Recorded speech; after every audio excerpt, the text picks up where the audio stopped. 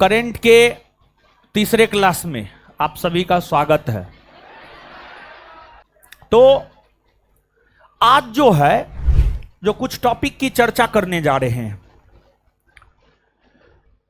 एक CAA 2019, फिर आपको महतारी वंदना योजना, फिर आपको हैप्पीनेस इंडेक्स, विश्व खुशहाली सूचकांक, एबेल पुरस्कार, प्रिट्जर पुरस्कार, वैज्ञानिक अनुसंधान हेतु GD बिरला पुरस्कार और एक देश एक चुनाव को लेकर गठित समिति, इन तमाम टॉपिकों की चर्चा हम आपके साथ करेंगे। तो सबसे पहले आज के सेशन में हम लोग चर्चा करेंगे वर्ल्ड हैप्पीनेस इंडेक्स। तो हेडिंग मारिए world happiness index. World happiness index 2024, world happiness index 2024। चलिए देखिए इसका हिंदी। विश्व खुशहाली दिवस। विश्व खुशहाली दिवस की अगर हम लोग बात करें तो विश्व खुशहाली दिवस मनाया जाता है 20 मार्च को 20 मार्च को विश्व खुशहाली दिवस मनाया जाता है। और विश्व खुशहाली दिवस के उपलक्ष्य में ही 20 मार्च 2024 को यह सूचकांक जारी हुआ है। और यह सूचकांक जिस संस्था के द्वारा जारी किया जाता है उस संस्था का नाम है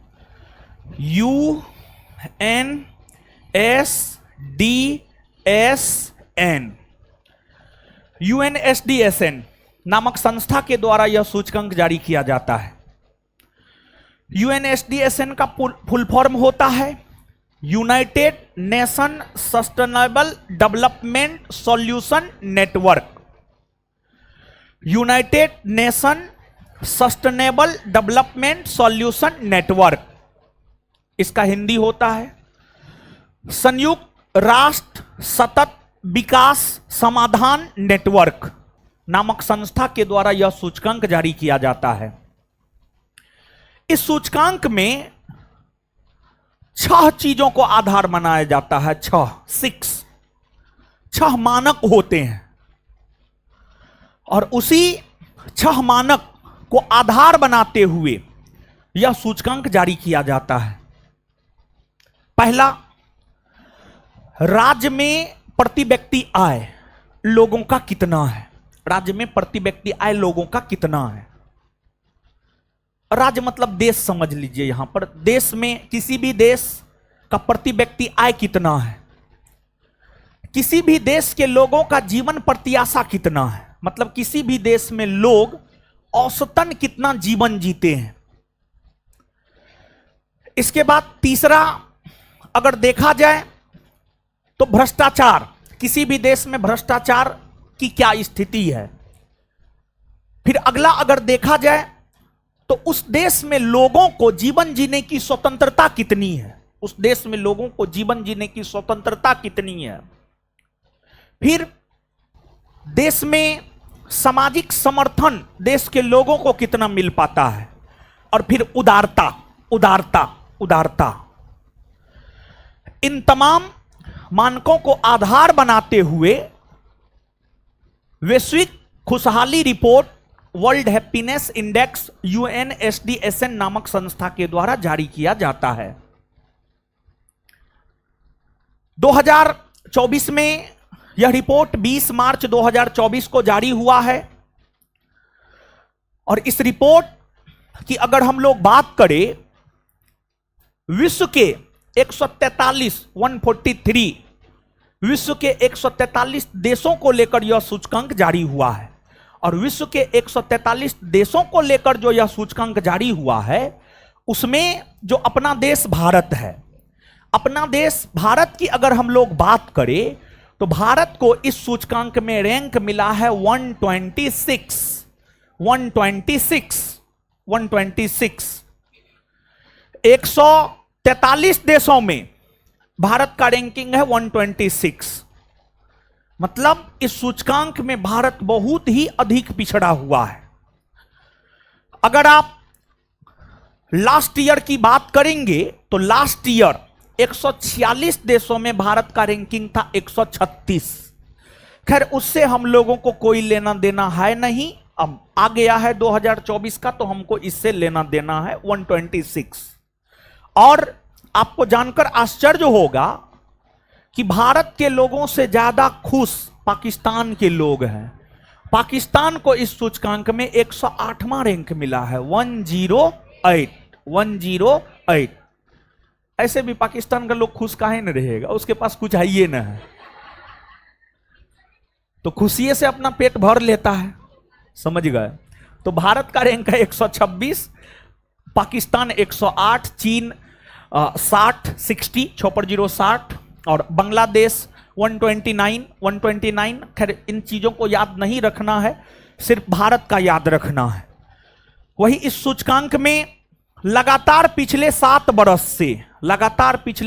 बरस से फिनलैंड प्रथम स्थान पर रहा है। फिनलैंड, यहां पर फिनलैंड है। फिनलैंड लगातार पिछले 7 वर्षों से प्रथम स्थान पर रहा है। द्वितीय स्थान पर डेनमार्क रहा है। तृतीय स्थान पर आइसलैंड रहा है। वही अगर अंतिम स्थान की बात की जाए तो अंतिम स्थान पर है अफगानिस्तान। अफगानिस्तान को 143 143वां रैंक मिला है। 143 143वां रैंक मिला है, समझ गए। चलिए आगे हेडिंग मारिए, एबेल पुरस्कार। एबेल पुरस्कार, चलिए सुनिए समझिए।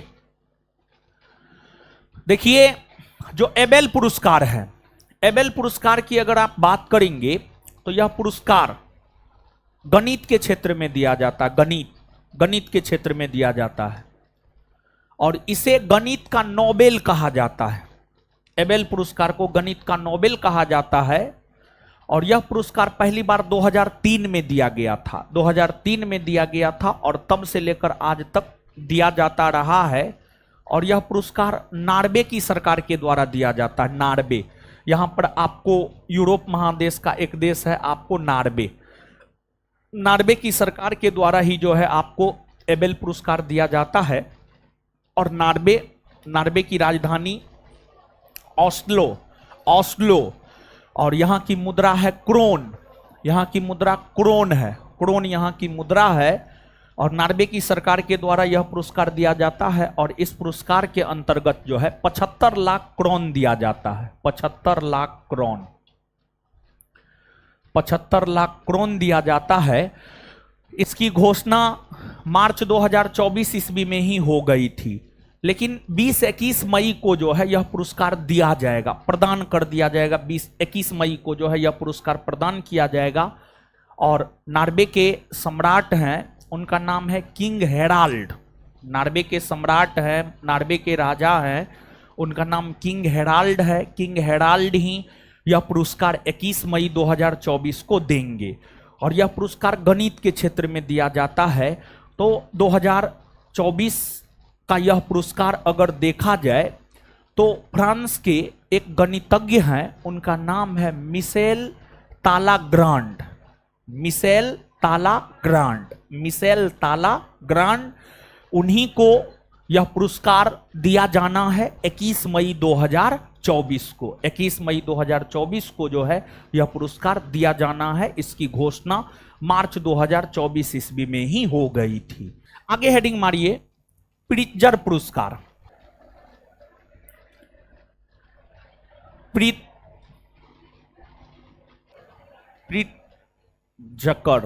प्रिट्जर पढ़ा जाता है, प्रिट्जर पुरस्कार। 2024।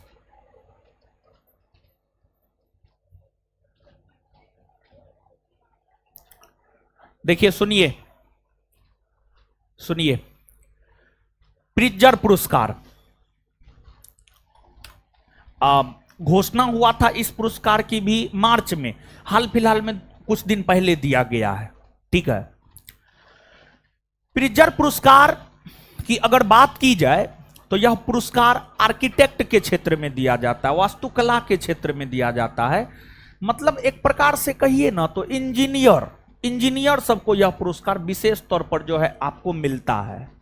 जैसे आप पढ़ते होंगे इतिहास में कि ताजमहल का वास्तुकार, आप पढ़ते होंगे बीबी के मकबरा का वास्तुकार, फतेहपुर सिकरी का वास्तुकार, मतलब डिजाइनर। एक प्रकार सोचिए ना, बड़े बड़े भवन के, बड़े बड़े पुल के जो डिजाइनर होते हैं, समझ गए, तो उसी को यह पुरस्कार जो है आपको दिया जाता है। वास्तुकला के क्षेत्र में यह पुरस्कार दिया जाता है, आर्किटेक्ट के क्षेत्र में यह पुरस्कार दिया जाता है। यह पुरस्कार 1979 ईस्वी से 1979 ईस्वी से दिया जा रहा है और 2024 में यह पुरस्कार जापान के आर्किटेक्ट रिकेन यामामोटो को दिया गया है। 2024 ईस्वी में यह पुरस्कार जापान के आर्किटेक्ट है, उसका नाम है रिकेन यामामोटो। रिकेन यामामोटो को यह पुरस्कार मिला है और यह जापान के 90 आर्किटेक्ट है जिन्हें यह पुरस्कार मिला है। और अभी तक के इतिहास में अगर आप देखेंगे, क्या कभी भारत के किसी आर्किटेक्ट को यह पुरस्कार मिला है या नहीं मिला है, तो अभी तक के इतिहास में सिर्फ एक भारतीय आर्किटेक्ट को यह पुरस्कार मिला है, उसका नाम है बालकृष्ण दोषी। बालकृष्ण दोषी को यह पुरस्कार 2018 में मिला था, 2018 में मिला था। उनके अलावा भारत के अन्य किसी भी आर्किटेक्ट को जो है यह पुरस्कार नहीं मिला है, तो रिकेन यामामोटो को मिला है। और इस पुरस्कार के अंतर्गत जो है, यह पुरस्कार अमेरिका का एक फाउंडेशन है, उसका नाम हायट है, उसी के द्वारा जो है यह पुरस्कार आपको दिया जाता है। और इस पुरस्कार के अंतर्गत प्रोत्साहन राशि के तौर पर $1,00,000 दिया जाता है। $1,00,000 प्रोत्साहन राशि के तौर पर $1,00,000 जो है दिया जाता है। और एक बात और जानिए, जैसे एबेल पुरस्कार गणित के क्षेत्र का सबसे बड़ा पुरस्कार है, गणित का नोबेल कहा जाता है। आर्किटेक्ट के क्षेत्र में अगर देखा जाए तो आर्किटेक्ट के क्षेत्र का यह सबसे बड़ा पुरस्कार है, आर्किटेक्ट के क्षेत्र का यह सबसे बड़ा पुरस्कार है। आगे जानिए, वैज्ञानिक अनुसंधान हेतु जीडी बिरला पुरस्कार।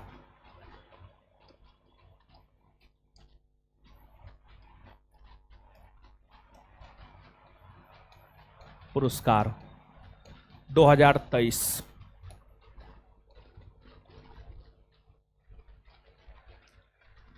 वैज्ञानिक अनुसंधान हेतु जीडी बिरला पुरस्कार 2023। चलिए समझिए, हेडिंग मार लिए। देखिए, एक तो नाम में ही है कि जीडी बिरला फाउंडेशन का नाम है, जीडी बिरला फाउंडेशन का नाम है। जैसे आप बिहारी पुरस्कार का नाम सुने हैं, नाम सुने हैं? वो पुरस्कार किसके द्वारा दिया जाता है? जीडी बिरला फाउंडेशन के द्वारा दिया जाता है, जीडी बिरला फाउंडेशन के द्वारा दिया जाता है। व्यास सम्मान का नाम सुने हैं? वो भी जीडी बिरला फाउंडेशन के द्वारा दिया जाता है। तो जीडी बिरला एक संस्था है जिसके द्वारा कई सारे पुरस्कार दिए जाते हैं, जिसमें जीडी बिरला फाउंडेशन के द्वारा विज्ञान के क्षेत्र में वैज्ञानिक अनुसंधान को बढ़ावा देने को लेकर 50 वर्ष से कम उम्र के वैज्ञानिकों को यह पुरस्कार दिया जाता है। 50 वर्ष से कम उम्र के वैज्ञानिकों को यह पुरस्कार दिया जाता है। और हाल में यह पुरस्कार प्रयागराज में एक संस्थान है, हरिश्चंद्र अनुसंधान संस्थान प्रयागराज, जिसे इलाहाबाद हम लोग पहले कहते थे। उत्तर प्रदेश के प्रयागराज में एक संस्थान है, हरिश्चंद्र अनुसंधान संस्थान। वहां पर एक फिजिक्स का प्रोफेसर था, है भी, वर्तमान में है भी, फिजिक्स के प्रोफेसर है। उनका नाम है प्रोफेसर अदिति सेन डे।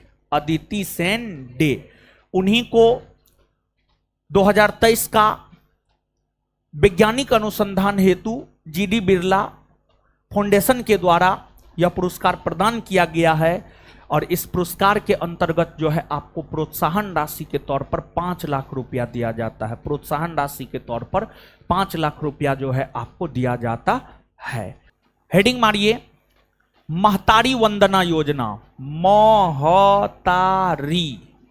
महतारी वंदना योजना। देखिए, एक तो पहली बात यह है कि इस योजना का संबंध है छत्तीसगढ़ राज्य से। इस योजना का संबंध कौन राज्य से है? छत्तीसगढ़ राज्य से है। कौन राज्य से है? छत्तीसगढ़। देखिए, हाल फिलहाल में कुछ दिन पहले 2023 के लास्ट में मध्य प्रदेश, छत्तीसगढ़, राजस्थान जैसे राज्यों में विधानसभा के चुनाव हुए और इन राज्यों में जो चुनाव हुए उसमें बीजेपी के द्वारा चुनावी घोषणा में यह कहा गया था कि अगर छत्तीसगढ़ में हमारी सरकार बनेगी तो हम महिलाओं को आर्थिक तौर पर सशक्त बनाने हेतु प्रत्येक माह 1,000 रुपया देंगे। प्रत्येक माह 1,000 रुपया देंगे। 2023 के लास्ट में जब छत्तीसगढ़ में चुनाव हो रहे थे तो बीजेपी ने अपने चुनावी घोषणा पत्र में यह घोषणा किया कि छत्तीसगढ़ की वैसी विवाहित महिलाएं जिसका उम्र 21 वर्ष या उससे अधिक हो गया है, उसे छत्तीसगढ़ की राज्य सरकार के द्वारा प्रत्येक माह उसके खाता में 1,000 रुपया भेजा जाएगा। और हुआ ये कि छत्तीसगढ़ में बीजेपी की सरकार बन गई। छत्तीसगढ़ में बीजेपी की सरकार बन गई और जब छत्तीसगढ़ में बीजेपी की सरकार बन गई तो छत्तीसगढ़ के मुख्यमंत्री विष्णुदेव साय वहां के मुख्यमंत्री बनाए गए। छत्तीसगढ़ के मुख्यमंत्री बनाए गए और छत्तीसगढ़ के मुख्यमंत्री विष्णुदेव साय मुख्यमंत्री बनने के बाद पूरा खाका खींचा और फिर छत्तीसगढ़ की महिलाओं को आर्थिक तौर पर सशक्त बनाने के लिए 10 मार्च 2024 से महतारी वंदना योजना की शुरुआत किए और इसका उद्घाटन वर्चुअल तरीका से हमारे प्रधानमंत्री श्री नरेंद्र मोदी जी के द्वारा जो है आपको किया गया। और जो है अब छत्तीसगढ़ की वैसी महिलाएं जिसका उम्र 21 वर्ष हो चुका है या 21 वर्ष से ज्यादा हो चुका है, वो विवाहित है, तो उन्हें छत्तीसगढ़ की राज्य सरकार के द्वारा जो है प्रत्येक माह 1,000 रुपया प्रोत्साहन राशि के तौर पर प्रदान की जानी है। समझ गए? आगे अब आप हेडिंग मारिए, सिटीजनशिप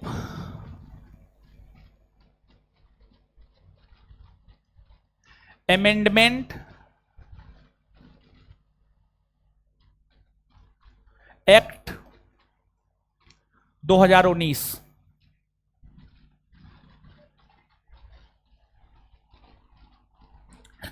देखिए, नागरिकता, सिटीजनशिप क्या होता है, पहले थोड़ा सा इसको जानिए। जैसे एक एग्जाम्पल पहले सुनिए और फिर तब नागरिकता की परिभाषा को समझिएगा तो ज्यादा बेटर होगा। जैसे दो परिवार के बीच अगर संबंध बनता है, मतलब एक परिवार का लड़का है, दूसरे परिवार की लड़की है, जब दो परिवार के बीच संबंध बनता है तो दोनों परिवार को एक दूसरे से कुछ आशाएं होती है। ठीक है, या ये बात नहीं समझे हैं? समझ गए? ठीक है, समझ गए तो अच्छी बात है, नहीं समझे हैं तो इससे थोड़ा और स्पष्ट कर रहे हैं कि जैसे मान लिया जाए कि आपका विवाह किसी लड़की के साथ होगा, या आप लोगों का विवाह किसी लड़का के साथ होगा या हो गया है, तो एक दूसरे से कुछ ना कुछ आशा होता है। पति को अपने पत्नी से, पत्नी को अपने पति से आशा होता है। अब उसी प्रकार से नागरिकता की अगर हम लोग बात करें तो नागरिकता किसी भी देश में रहने वाले वहां के नागरिक, किसी भी देश में रहने वाले वहां के नागरिक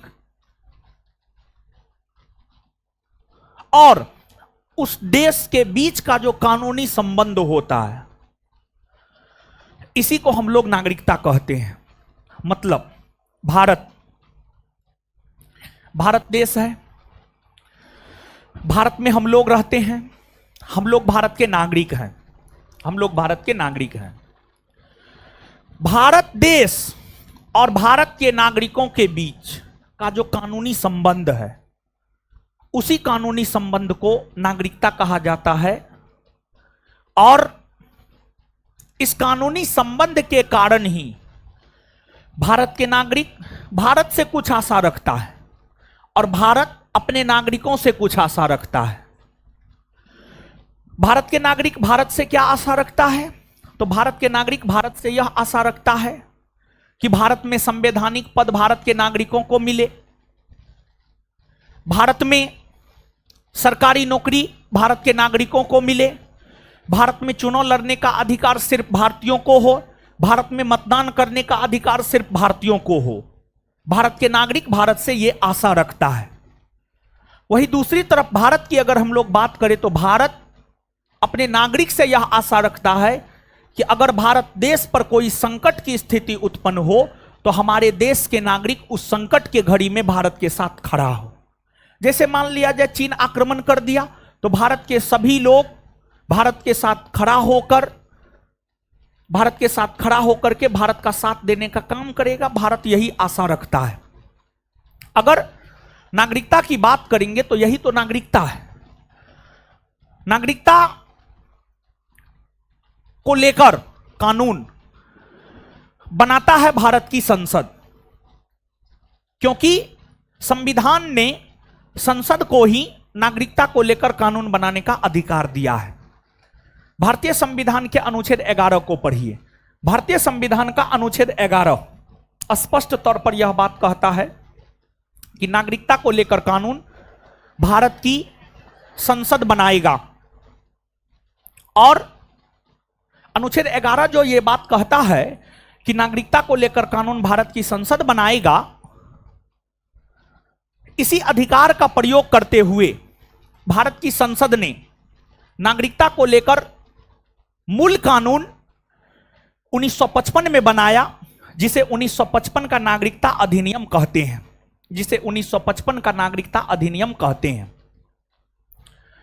1955 का जो नागरिकता अधिनियम है, 1955 के नागरिकता अधिनियम में ही समय समय पर संशोधन हुए हैं। 1955 के नागरिकता अधिनियम में ही जो 2019 में संशोधन हुए हैं, 1955 के नागरिकता अधिनियम में ही जो 2019 में संशोधन हुए हैं, उसे ही हम लोग सिटीजनशिप अमेंडमेंट एक्ट 2019 कह रहे हैं। 1955 का जो नागरिकता को लेकर के मूल अधिनियम है, उस अधिनियम में ही 2019 में जो संशोधन हुए हैं, उसी को कहते हैं सिटीजनशिप अमेंडमेंट एक्ट 2019। अब हाल में ये चर्चा में रहा है। हाल में सिटीजनशिप अमेंडमेंट एक्ट 2019 के चर्चा में रहने का कारण यह है कि केंद्र की मोदी सरकार ने इस अधिनियम को लागू कर दिया है। केंद्र की मोदी सरकार ने इस अधिनियम को लागू कर दिया है। इसी वजह से यह चर्चा में रहा है, इसी वजह से यह चर्चा में रहा है। तो केंद्र की मोदी सरकार जो इस अधिनियम को लागू किया है, इसी वजह से यह चर्चा में रहा है। और जब यह अधिनियम आया था तो काफी विवाद हुआ था। आखिरकार इस अधिनियम में था क्या जो विवाद का कारण बना और इस अधिनियम को लेकर विवाद हुए, भारत में विवाद खड़ा हो गए। तो इसको आप थोड़ा सा समझिएगा। देखिए, हमारे देश के स्वतंत्रता आंदोलन में महात्मा गांधी का बहुत बड़ा योगदान रहा है। आजादी के बाद, आजादी के ठीक बाद महात्मा गांधी ने एक स्टेटमेंट दिया। महात्मा गांधी ने यह कहा, भारत के जो भी पड़ोसी राष्ट्र है, उन पड़ोसी राष्ट्रों में अगर किसी को भी सताया जाता है, चाहे वह हिंदू हो, मुसलमान हो, सिख हो, कोई भी हो, जिसे सताया जाता हो, वो अपने देश को छोड़कर भारत आ सकते हैं। भारत उसे शरण देगा, भारत उसे शरण देगा। गांधी जी ने ये बात कही। ठीक है, गांधी जी का बात एक तरफ। अब आइए यहां पर, यह बात आपके दिमाग में होना चाहिए था, इसी वजह से बोल दिए। देखिए, एक तो यह जो एक्ट है, इस एक्ट में 3 देशों को लेकर प्रावधान किए गए हैं। इस एक्ट में जो 3 देशों को लेकर प्रावधान किए गए हैं, वो 3 देश है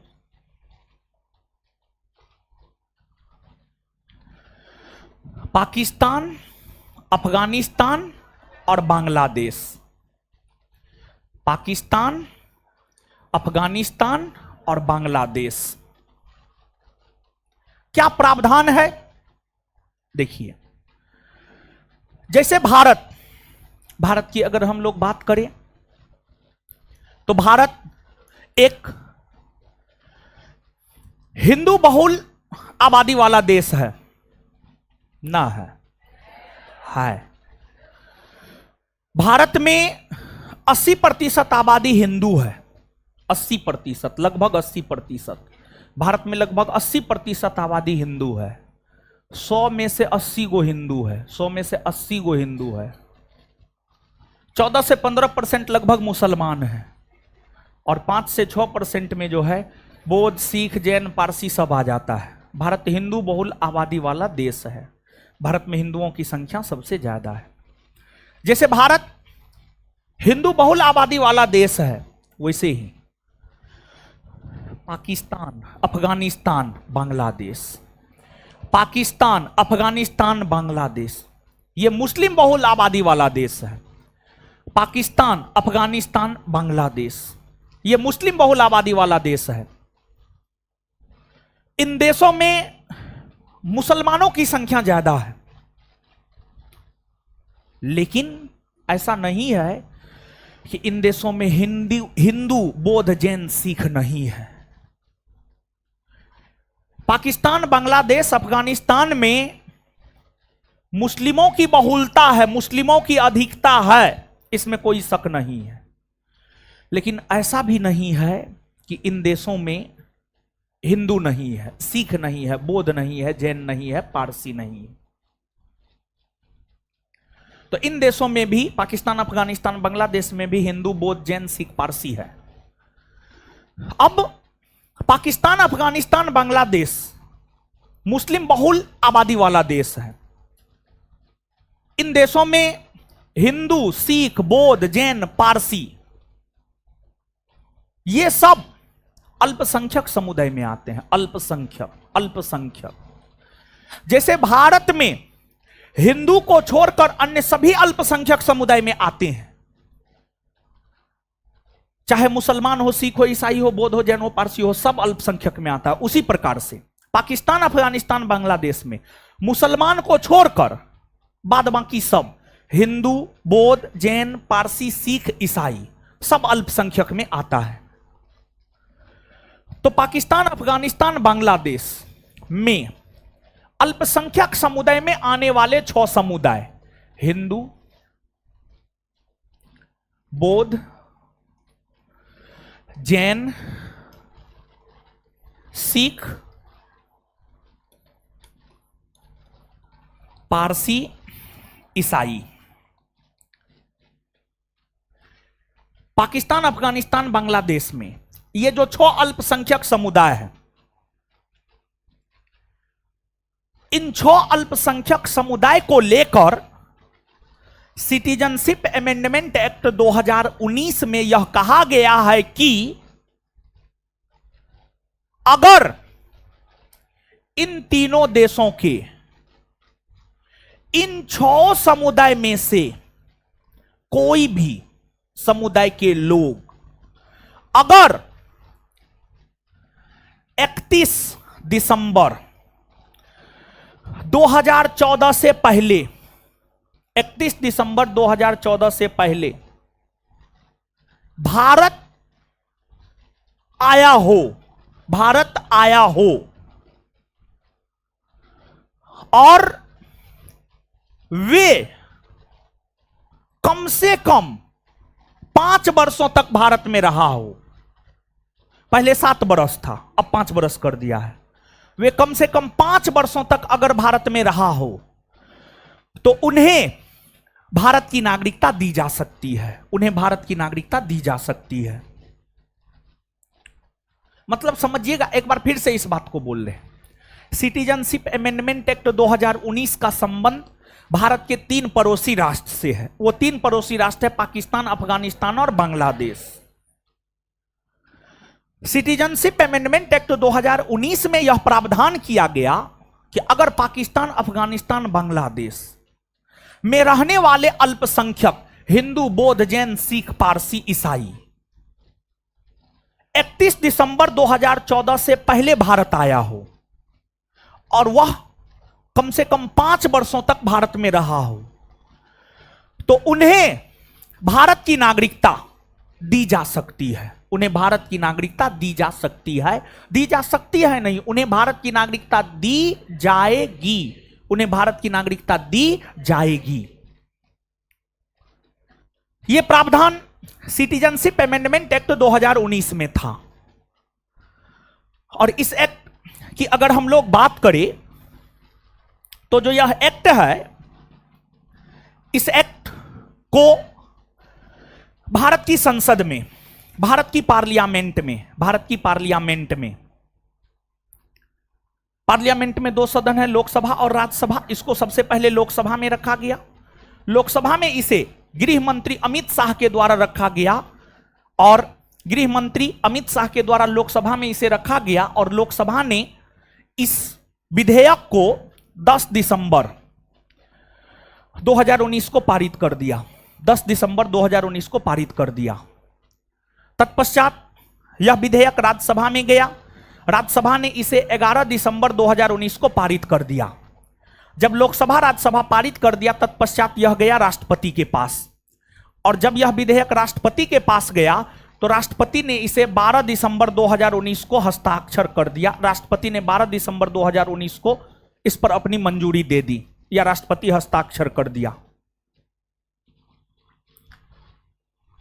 संसद तो पारित कर दिया, लेकिन इसे लागू उस समय नहीं किया गया। हाल में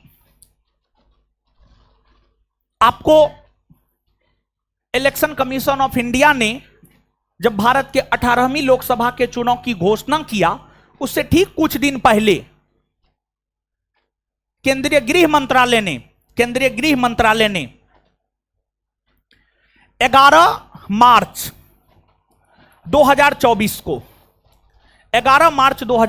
को पूरे देश में सिटीजनशिप अमेंडमेंट एक्ट 2019 लागू करने की घोषणा किया। अर्थात हाल में यह चर्चा में इसीलिए रहा है क्योंकि हाल में इसे पूरे भारतवर्ष में लागू किया गया है। 11 मार्च 2024 को इसे लागू किया गया है, यानी पारित 2019 में ही हो गया था, लेकिन इसे लागू किया गया है 2024 में। 2024 में। और देखिए, आप अगर इस एक्ट की बात करेंगे तो इसके खिलाफ धरना प्रदर्शन हुए हैं, इसके खिलाफ धरना प्रदर्शन हुए हैं, जुलूस निकले हैं। दिल्ली के शाहीन बाग में, दिल्ली के शाहीन बाग में आप याद कीजिए, पटना के भी सब्जी बाग में, पटना के भी सब्जी बाग में सिटीजनशिप अमेंडमेंट एक्ट 2019 को लेकर के जो है धरना प्रदर्शन हुआ था। अब सवाल यह उठता है कि आखिरकार सिटीजनशिप अमेंडमेंट एक्ट 2019 को लेकर के धरना प्रदर्शन क्यों हुए, भारत में धरना प्रदर्शन क्यों हुए। देखिए, बात यह है कि एक तो सिटीजनशिप अमेंडमेंट एक्ट 2019 की अगर हम लोग बात करें तो प्रथम दृश्य अगर आप देखेंगे, प्रथम दृश्य अगर आप देखेंगे, ऊपर ऊपर से अगर आप देखेंगे तो आपको लगेगा कि यह अधिनियम किसी की नागरिकता थोड़े छीन रहा है, यह अधिनियम तो नागरिकता दे रहा है। मतलब भारत के पड़ोसी राष्ट्र में जो सताए हुए अल्पसंख्यक है उन्हें यह अधिनियम तो नागरिकता दे रहा है। लेकिन एक बात बताइए कि क्या पाकिस्तान, अफगानिस्तान, बांग्लादेश में भले मुस्लिम बहुल आबादी वाला देश है ये, क्या वहां के मुसलमानों को नहीं सताया जाता होगा? वहां के मुसलमानों को भी सताया जाता होगा। तो इस एक्ट में मुसलमानों को, उन देशों के, पाकिस्तान, अफगानिस्तान, बांग्लादेश के मुसलमानों को भारत की नागरिकता नहीं दी जाने की बात की गई है। यह तो एक प्रकार से ठीक ही है, यह एक प्रकार से ठीक है। भारत की जनसंख्या ऐसे भी पहले से कम थोड़े है, बहुत है। एक दृष्टिकोण से अगर देखा जाए तो यह ठीक ही है। लेकिन दूसरे दृष्टिकोण से आप देखिएगा तो देखिए, बांग्लादेश के बहुत सारे सताए हुए मुसलमान, जिसे बांग्लादेश में सताया गया, पाकिस्तान में सताया गया, अफगानिस्तान में सताया गया जो मुसलमान है, वो आ गया भारत, वो भारत आ गया। अब भारत की सरकार कह रहा है कि पाकिस्तान, अफगानिस्तान, बांग्लादेश से जो आए मुसलमान है उसे हम नागरिकता नहीं देने जा रहे हैं, उसे हम नागरिकता नहीं देने जा रहे हैं। इसका मतलब यह है बांग्लादेश से आने वाले जो घुसपैठी मुसलमान है, या पाकिस्तान, अफगानिस्तान से आने वाले जो घुसपैठी मुसलमान है, जो भारत में रह रहा था लेकिन उसके पास नागरिकता था नहीं, तो उस प्रकार के मुसलमान को भारत से बाहर कर दिया जाना है इस एक्ट के तहत, भारत से बाहर कर दिया जाना है इस एक्ट के तहत। तो एक दृष्टिकोण से अगर देखा जाए तो यह सही भी है। लेकिन जब यह एक्ट आया था और इस एक्ट का विरोध होने लगा तो बीजेपी के लोगों ने कहा हम तो गांधी जी के विचार को लागू कर रहे हैं। लेकिन गांधी जी ये नहीं बोले थे कि सिर्फ हिंदू, सिख, ईसाई, बौद्ध, जैन, पारसी को ही दिया जाएगा। गांधी जी बोले थे सबको दिया जा सकता है। मुसलमान भी, अगर इन देशों के पीड़ित कोई मुसलमान है वो भी आएंगे तो वो भी भारत की नागरिकता ले सकते हैं। तो ऊपरी दृष्टिकोण से अगर आप देखते हैं तो आपको लगेगा कि किसी भी भारतीय मुसलमान की नागरिकता नहीं छीनी जानी है, और जो सच में भारतीय मुसलमान है, उनके पूर्वज भारत के मुसलमान रहे, उनके पास सारा दस्तावेज है, तो उनकी नागरिकता थोड़े छीनी जानी है, उनकी नागरिकता नहीं छीनी जानी है। अब जो अपने देश में सताए गए अपनी सरकार के द्वारा, बांग्लादेश में बांग्लादेश की सरकार के द्वारा सताए गए मुसलमान है, घुसपैठी के रूप में भारत आ गया, तो उस सब की नागरिकता छीनी जानी है, उस सब की नागरिकता छीनी जानी है। तो घुसपैठी मुसलमानों की नागरिकता छीनी जानी है, ये तो बेहतर ही है। आप गलत तरीका से जो है घुसपैठ कर गए हैं तो आपको काहे नागरिकता दी जाएगी। लेकिन हां, एक बात बताइए आप हमको कि वो कहीं ना कहीं अपने देश में सताए गए हैं तब तो भारत आए हैं। अगर सताए नहीं जाते तो वो भारत थोड़े आते। तो इस दृष्टिकोण से देखिएगा तो ये गलत है, समझ गए। लेकिन जो है, जो कानून है, कानूनी दृष्टिकोण से अमित शाह का जो कानून है, कानूनी दृष्टिकोण से अगर देखिएगा, अमित शाह के दृष्टिकोण से देखिएगा तब तो ये सही है, समझे बात को। और हां सुनिए, डेट याद रखिएगा। क्यों हम बोल रहे हैं डेट याद रखिएगा? आप पूर्वावलोकन घटना चक्र जो क्वेश्चन बैंक है उसमें जाकर के देखिएगा, पूछा गया है सिटीजनशिप अमेंडमेंट एक्ट को राष्ट्रपति ने मंजूरी कब दिया है, राष्ट्रपति ने मंजूरी कब दिया है। यह संभवतः बीपीएससी का पूछा हुआ क्वेश्चन है, संभवतः, हमको एग्जैक्ट ध्यान में नहीं आ रहा है, लेकिन संभवतः 99% ये बीपीएससी का पूछा हुआ क्वेश्चन है। तो हाल में सिटीजनशिप अमेंडमेंट एक्ट 2019 लागू हुआ है 11 मार्च 2024 को। तो पूछा जा सकता है कि सिटीजनशिप अमेंडमेंट एक्ट 2024 लागू कब हुए हैं, तो आंसर हो जाएगा 11 मार्च 2024, 11 मार्च 2024। तो इसको आप याद रखिएगा, ठीक है।